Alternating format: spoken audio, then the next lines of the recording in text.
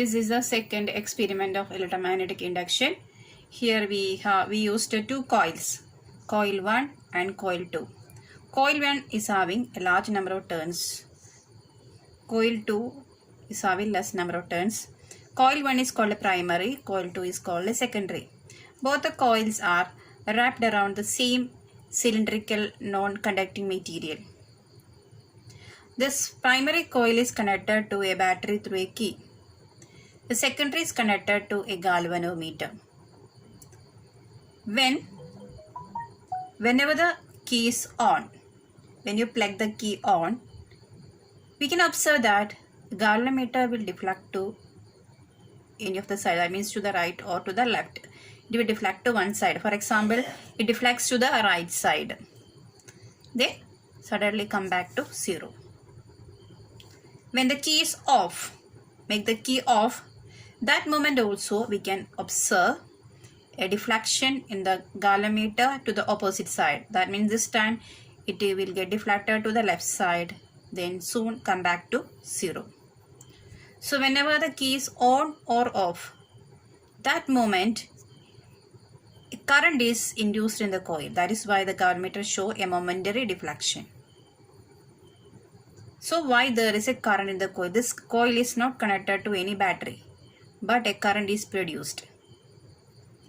The reason is that here we used a battery. For example, if you are using a 5-volt battery, when you make the switch on, if the switch is on, this potential will become 5 volt because we used a 5-volt battery. But it will not become 5 volt soon. Whenever you insert the key, that moment itself, it will not become 5 volt. It will take some time to reach 5 volt. So the voltage or the potential difference changes from 0 to 5 volt. And it will take a few seconds. So the potential difference is changing from 0 to 5. This change in potential difference create a change in current in the coil. So when the potential difference changes from 0 to 5 volt, the current also changes. Changing current produces changing magnetic field around the coil. We know that a current carrying coil behaves like a magnet. A magnetic field is produced around the coil, and this magnetic field also will change because the potential difference is not steady. It is changing from 0 to 5 volt. So current also changes. We know that potential difference is directly proportional to current. Whenever potential difference changes, current also changes. So changing current produces changing magnetic field around the coil. The secondary is placed very near to primary. So secondary is placed in the magnetic field produced by the primary. So due to the change in magnetic field around primary, a current is induced in secondary. So the galvanometer will show a deflection to one side. Then whenever this potential difference becomes a steady value, now it becomes steady value 5 volt. So there is no more change in potential difference. It became 5 volt. So current also becomes steady. A steady current produces steady magnetic field. Magnetic field will not change. That is why the galvanometer come to 0 value. Now when you make the switch off, if the switch is off, what happens? The potential difference will change from 5 to 0 volt. It was in 5 volt. When the switch is off, it will change to 0 volt. But it will take a few time for changing from 5 to 0 volt. So within that time, there is a change in potential difference, 5 to 0. It will change from 5 to 4, 3, 2. At last, it becomes 0. So this will take a few seconds. So this change in potential difference again create a change in current in the coil, and a change in magnetic field also produced. This change in magnetic field induces a current in coil 2. So when the switch is off, we can observe a momentary deflection in the galvanometer to the opposite side. And soon it come back to 0. Why? When the voltage becomes or the potential difference becomes 0 volt, there is no more change in potential difference. Current becomes 0, potential difference becomes 0 means current also becomes 0. No magnetic field. No magnetic field means no current in coil 2.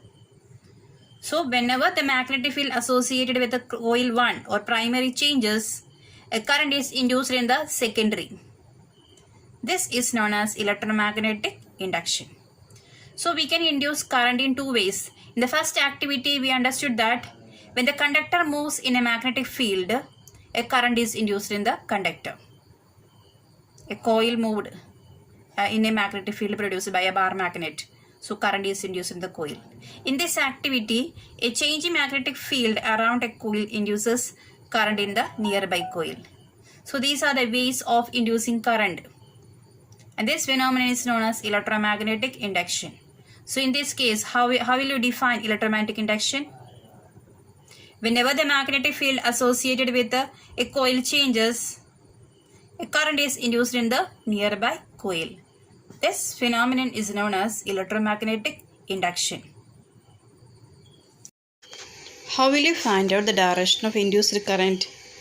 That can be found out by using Fleming's right-hand rule. As per Fleming's right-hand rule, stretch the three fingers of the right hand, thumb, forefinger and middle finger, in such a way that they are mutually perpendicular to each other. Then the forefinger shows direction of magnetic field, middle finger shows direction of induced current, then thumb shows direction of movement of the conductor. In the first activity, we studied that when the conductor moves in the magnetic field, current is induced. So thumb shows the direction of movement of the conductor. You have to hold the thumb in the direction of movement of the conductor and the forefinger in the direction of magnetic field.